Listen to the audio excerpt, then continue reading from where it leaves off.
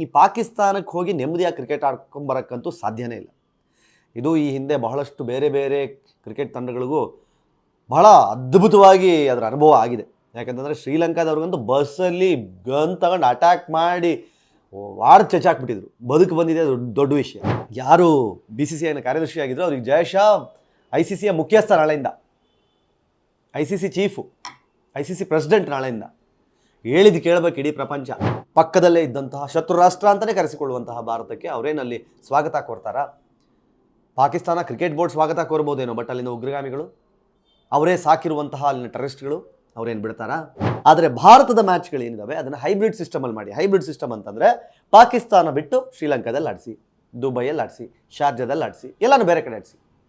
ಯಾವುದೇ ಕಾರಣಕ್ಕೂ ಪಾಕಿಸ್ತಾನಕ್ಕೆ ಬಂದು ನಮ್ಮ ಪ್ಲೇಯರ್ಸ್ ಅಂತೂ ಆಟ ಆಡಲ್ಲ. ನಮಸ್ಕಾರ, ಸ್ಪೀಡ್ ಪ್ಲಸ್ ಕರ್ನಾಟಕದ ವಿಶೇಷ ಕಾರ್ಯಕ್ರಮಕ್ಕೆ ಸ್ವಾಗತ. ನಾನು ನಿಮ್ಮ ಕಿರಿಕೀರ್ತಿ. ಭಾರತ ಮತ್ತು ಪಾಕಿಸ್ತಾನ ನಡುವಿನ ಒಂದು ಜಿದ್ದಾಜಿದ್ದು ಏನಿದೆ, ಇದು ಬರೀ ಗಡಿ ಭಾಗದಲ್ಲಿ ಮಾತ್ರ ಅಲ್ಲ, ಕ್ರಿಕೆಟ್ನಲ್ಲೂ ನಾವು ಅದನ್ನು ಬಹಳ ವರ್ಷಗಳಿಂದ ನೋಡ್ಕೊಂಡು ಬರ್ತಾ ಇದ್ದೀವಿ. ಆದರೆ ಈಗ ಅದೊಂದು ಸ್ವಲ್ಪ ಬಹಳ ದೊಡ್ಡ ಮಟ್ಟದಲ್ಲಿ ಚರ್ಚೆ ಆಗ್ತಿದೆ. ಅದಕ್ಕೆ ಕಾರಣವೂ ಇದೆ. ಯಾಕಂತಂದರೆ ಚಾಂಪಿಯನ್ಸ್ ಟ್ರೋಫಿ 2025ಕ್ಕೆ ಪಾಕಿಸ್ತಾನದಲ್ಲಿ ನಡಿಬೇಕು ಆ್ಯಸ್ ಪರ್ ಪ್ಲ್ಯಾನ್. ಹೋದ ಸಲ ಚಾಂಪಿಯನ್ಸ್ ಟ್ರೋಫಿಯನ್ನು ವಿನ್ ಆಗಿರುವಂತಹ ಪಾಕಿಸ್ತಾನ ಈ ಸಲದ ಆತಿಥ್ಯವನ್ನು ವಹಿಸಿಕೊಂಡಿದೆ. ಸೊ ಹಾಗಾಗಿ ಪಾಕಿಸ್ತಾನದಲ್ಲಿ 2025ಕ್ಕೆ ಚಾಂಪಿಯನ್ಸ್ ಟ್ರೋಫಿ ನಡಿಬೇಕು. ಅದರಲ್ಲಿ 6-7 ರಾಷ್ಟ್ರಗಳು ಭಾಗವಹಿಸಬೇಕು. ಹೀಗೆಲ್ಲ ಇದೆ. ಹೀಗಿರುವಾಗ ICCಯ ಈ ಮಹತ್ವದ ಟ್ರೋಫಿಯನ್ನು ಪಾಕಿಸ್ತಾನದಲ್ಲಿ ನಡೆಸೋದಕ್ಕೆ ಪಾಕಿಸ್ತಾನ ಎಲ್ಲ ಕಡೆ ಸಿದ್ಧತೆ ಮಾಡಿಕೊಂಡಿದ್ರೆ, ಈ ಕಡೆ ICC ಯಾವುದೇ ಕಾರಣಕ್ಕೂ ಭಾರತದ ಆಟಗಾರನ ಪಾಕಿಸ್ತಾನಕ್ಕೆ ಕಳಿಸಲ್ಲ, ನಾವಲ್ಲಿ ಭಾರತದ ಕ್ರಿಕೆಟ್ ಪ್ಲೇಯರ್ಸ್ನ ಆಟ ಆಡೋಕ್ಕೆ ಬಿಡಲ್ಲ ಅಂತ ಹೇಳ್ತಾ ಇದೆ. ಅದಕ್ಕೆ ಪ್ರಮುಖ ಕಾರಣ ಸೇಫ್ಟಿ. ಈ ಪಾಕಿಸ್ತಾನಕ್ಕೆ ಹೋಗಿ ನೆಮ್ಮದಿಯಾಗಿ ಕ್ರಿಕೆಟ್ ಆಡ್ಕೊಂಬರೋಕ್ಕಂತೂ ಸಾಧ್ಯನೇ ಇಲ್ಲ. ಇದು ಈ ಹಿಂದೆ ಬಹಳಷ್ಟು ಬೇರೆ ಬೇರೆ ಕ್ರಿಕೆಟ್ ತಂಡಗಳಿಗೂ ಬಹಳ ಅದ್ಭುತವಾಗಿ ಅದರ ಅನುಭವ ಆಗಿದೆ. ಯಾಕಂತಂದರೆ ಶ್ರೀಲಂಕಾದವ್ರಿಗಂತೂ ಬಸ್ಸಲ್ಲಿ ಗನ್ ತಗೊಂಡು ಅಟ್ಯಾಕ್ ಮಾಡಿ ವಾಡ್ ಚಚಾಕ್ಬಿಟ್ಟಿದ್ರು. ಬದುಕು ಬಂದಿದೆ ದೊಡ್ಡ ವಿಷಯ. ಅದಾದಮೇಲಂತೂ ಪಾಕಿಸ್ತಾನಕ್ಕೆ ಹೋಗಿ ಕ್ರಿಕೆಟ್ ಆಡೋದು ಅಷ್ಟು ಸುಲಭ ಅಲ್ಲ ಅನ್ನೋದು ಇಡೀ ವಿಶ್ವಕ್ಕೆ ಗೊತ್ತಾಗಿದೆ. ಅದಾದಮೇಲೆ ರೀಸೆಂಟ್ ಡೇಸಲ್ಲಿ ಹೇಳಬೇಕು ಅಂತಂದರೆ, ಕಳೆದ ವರ್ಷ ನ್ಯೂಜಿಲ್ಯಾಂಡ್ ಟೀಮ್ ಹೋಗಿ ಟಾಸ್ ಹಾಕಿ ಲಾಸ್ಟಿಗೆ ಇಲ್ಲ ನಮ್ಗೆ ಇಲ್ಲಿ ಸೆಕ್ಯೂರಿಟಿ ಇಶ್ಯೂ ಇದು ಅಂದ್ಕೊಂಡು ಹೆಲಿಕಾಪ್ಟರ್ ಹತ್ಕೊಂಡು ಅಲ್ಲಿಂದ ಮ್ಯಾಚ್ ಕ್ಯಾನ್ಸಲ್ ಮಾಡ್ಕೊಂಡು ವಾಪಸ್ ಬಂದುಬಿಟ್ಟಿದ್ರು.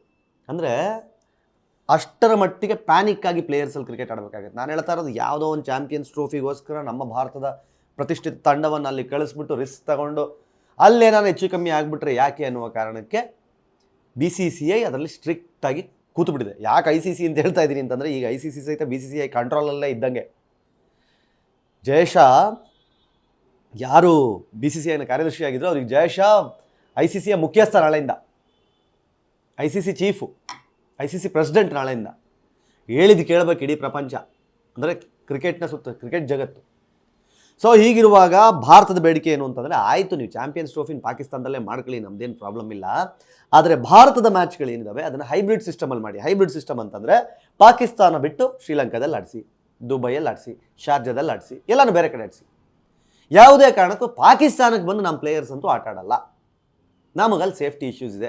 ನೀವೇನು ಸಾವಿರ ಮಾತಾಡಿದ್ರು ಆಮೇಲೆ ಕೈ ಚೇಲಿ ಕೂತ್ಕೊಂಡ್ಬಿಡ್ತೀರ ಅಷ್ಟೇ, ಬಿಟ್ಟರೆ ನಿಮ್ಮಿಂದ ಬೇರೇನೂ ಆಗಲ್ಲ ಅನ್ನುವ ಅರ್ಥದಲ್ಲಿ BCCI ಸ್ಟ್ರಿಕ್ಟಾಗಿ ಹೇಳಿರೋದ್ರಿಂದ ಪಾಕಿಸ್ತಾನ ಸಹಿತ ಗೆರೆ ಹೊಡ್ಕೊಂಡು ಕೂತ್ಕೊಂಡ್ಬಿಟ್ಟಿದೆ. ಯಾವುದೇ ಕಾರಣಕ್ಕೂ ನಾವು ಹೈಬ್ರಿಡ್ಗೆ ಒಪ್ಪಲ್ಲ. ಹೈಬ್ರಿಡ್ ಅಂದರೆ ಬೇರೆ ಕಡೆ ಮ್ಯಾಚ್ಗಳು ನಡೆಸೋದು. ಒಂದು ದೇಶ ತನಗೆ ಸೆಕ್ಯೂರಿಟಿ ಥ್ರೆಟ್ ಇದೆ ಅಂತನೋ ಅಥವಾ ಮತ್ತೊಂದೇನೋ ಕಾರಣಗಳನ್ನು ಕೊಟ್ಟು ನಾನು ಆ ದೇಶದಲ್ಲಿ ಆಡೋದಿಲ್ಲ ಅಂತಾದರೆ, ಆ ದೇಶ ಸುತ್ತಮುತ್ತ ಇರುವ ಬೇರೆ ದೇಶಗಳಲ್ಲಿ ನಮಗೆ ಗ್ರೌಂಡ್ನ ವ್ಯವಸ್ಥೆಯನ್ನು ಮಾಡಿ ನಾವು ಅಲ್ಲಿ ಕ್ರಿಕೆಟನ್ನು ಆಡ್ಕೋತೀವಿ, ನಮ್ಮ ಪಂದ್ಯಗಳನ್ನು ಅಲ್ಲಿ ಆಯೋಜನೆ ಮಾಡಿ ಅಂತ ಏನು ಹೇಳ್ತಾರೆ, ಅದಕ್ಕೆ ಹೈಬ್ರಿಡ್ ಸಿಸ್ಟಮ್ ಅಂತ ಹೇಳ್ತಾರೆ. ಹೈಬ್ರಿಡ್ ಸಿಸ್ಟಮ್ಗೆ ಪಾಕಿಸ್ತಾನ ಈಗ ಒಪ್ತಾ ಇಲ್ಲ. ಸೊ ಹಾಗಾಗಿ ಚಾಂಪಿಯನ್ಸ್ ಟ್ರೋಫಿಯಲ್ಲಿ ಭಾರತ ತಂಡ ಭಾಗವಹಿಸುತ್ತಾ ಅನ್ನೋದು ಪ್ರಶ್ನೆ, ಚಾಂಪಿಯನ್ಸ್ ಟ್ರೋಫಿ ಪಾಕಿಸ್ತಾನದಲ್ಲಿ ನಡೆಯುತ್ತಾ ಅನ್ನೋದು ಎರಡನೇ ಪ್ರಶ್ನೆ, ಚಾಂಪಿಯನ್ಸ್ ಟ್ರೋಫಿಯಲ್ಲಿ ಹೈಬ್ರಿಡ್ಗೆ ಒಪ್ಕೊಂಡು ಪಾಕಿಸ್ತಾನದಲ್ಲಿ ನಡಿಬೇಕಾದಂತಹ ಭಾರತದ ಪಂದ್ಯಗಳು ಬೇರೆ ಕಡೆ ನಡೆಯುತ್ತಾ ಅನ್ನೋದು ಮತ್ತೊಂದು ಪ್ರಶ್ನೆ. ಅಟ್ ದ ಸೇಮ್ ಟೈಮ್ ಇನ್ನೊಂದು ಏನಪ್ಪ ಅಂತಂದರೆ, ಯಾವ್ಯಾವ ತಂಡಗಳು ICC ಟ್ರೋಫಿನಲ್ಲಿ ಭಾಗವಹಿಸ್ತಾ ಇದ್ದಾವೋ, ಆಫ್ಘಾನಿಸ್ತಾನ, ಆಸ್ಟ್ರೇಲಿಯಾ ಸೇರಿದಂತೆ ಎಲ್ಲ ರಾಷ್ಟ್ರಗಳು, ಆ ರಾಷ್ಟ್ರಗಳು ಸಹಿತ ಭಾರತದ ವಿಚಾರದಲ್ಲಿ ಹೈಬ್ರಿಡ್ಗೆ ಒಪ್ಕೊಂಡಿದೆ. ಇಲ್ಲ, ಭಾರತದ ಪಂದ್ಯಗಳನ್ನು ಹೈಬ್ರಿಡ್ ಮೋಡಲ್ ಆಡಿಸ್ಬಿಟ್ಟು ಬೇರೆ ಕಡೆ ಆಡಿಸಿ ಅವರಿಗೆ. ಬಿಕಾಸ್ ಉಳಿದೆಲ್ಲ ರಾಷ್ಟ್ರಗಳಿಗೆ ಹೋಲಿಸ್ಕೊಂಡ್ರೆ ಭಾರತ ಮತ್ತು ಪಾಕಿಸ್ತಾನ ನಡುವಿನ ಜಿದ್ದಾಜಿದ್ದಿ ಇದೆಯಲ್ಲ, ಅದು ಇವತ್ತು ನೆನ್ನೆಯದಲ್ಲ. 1947ರಲ್ಲಿ ಧರ್ಮದ ಆಧಾರದ ಮೇಲೆ 2 ರಾಷ್ಟ್ರಗಳನ್ನು ಡಿವೈಡ್ ಮಾಡಿ ಸಪ್ರೇಟ್ ಹೋದ್ಮೇಲೂ ಸಹಿತ ಒಂದಲ್ಲ ಎರಡಲ್ಲ ಅಂತ ಪದೇ ಪದೇ ಪಾಕಿಸ್ತಾನ ನಮಗೆ ಕಾಟ ಕೊಡ್ತಾನೆ ಇದೆ. ಅಟ್ ದ ಸೇಮ್ ಟೈಮ್ ಒಂದಲ್ಲ ಒಂದು ರೀತಿಯಲ್ಲಿ ನಮಗೆ ಥ್ರೆಟ್ ಆಗ್ತಾನೆ ಇದೆ. ಸೊ ಈ ರಾಜತಾಂತ್ರಿಕ ನಿಲುವುಗಳಲ್ಲಿ, ರಾಜತಾಂತ್ರಿಕ ಬಾಂಧವ್ಯಗಳಲ್ಲಿ ಎಲ್ಲ ಸರಿ ಹೋಗಬೇಕು ಅಂತಂದರೆ ಆ ದೇಶವೂ ಸಹಿತ ಅದಕ್ಕೆ ಸಪೋರ್ಟ್ ಮಾಡಬೇಕು.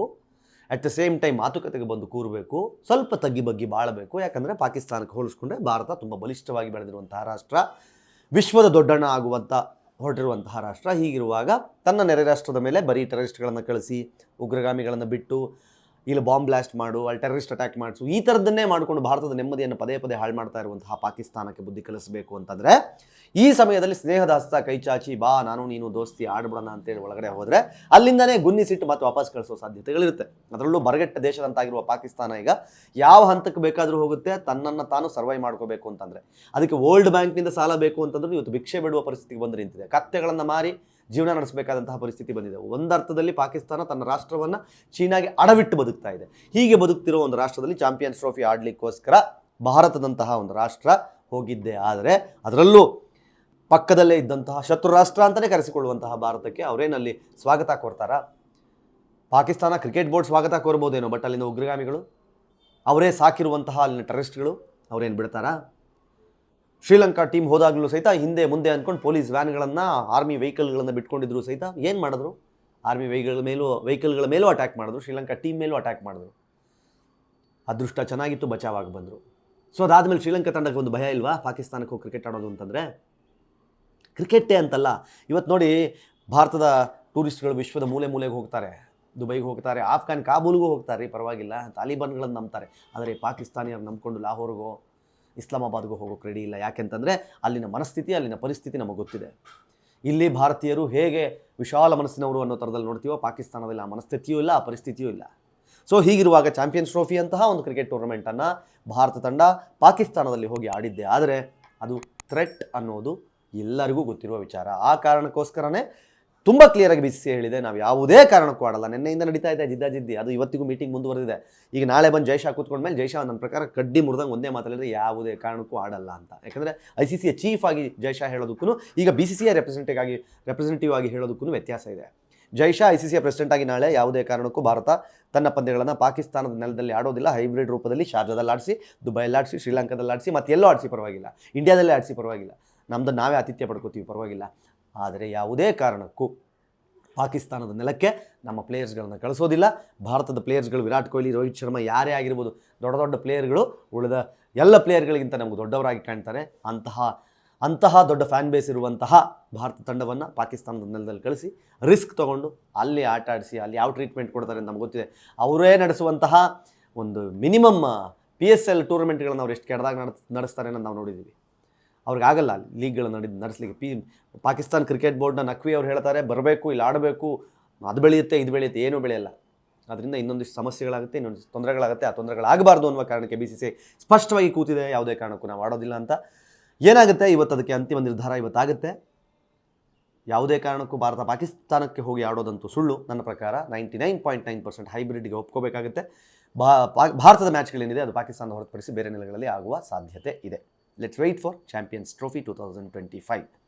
ನೋಡ್ತಾ ಇರಿ ಸ್ಪೀಡ್ ಪ್ಲಸ್ ಕರ್ನಾಟಕ. ಇದು ನಿಮ್ಮಿಂದ ನಿಮಗಾಗಿ, ನಿಮಗೋಸ್ಕರ. ಮತ್ತೆ ಸಿಗ್ತೀನಿ. ನಮಸ್ಕಾರ. Speed plus Karnataka.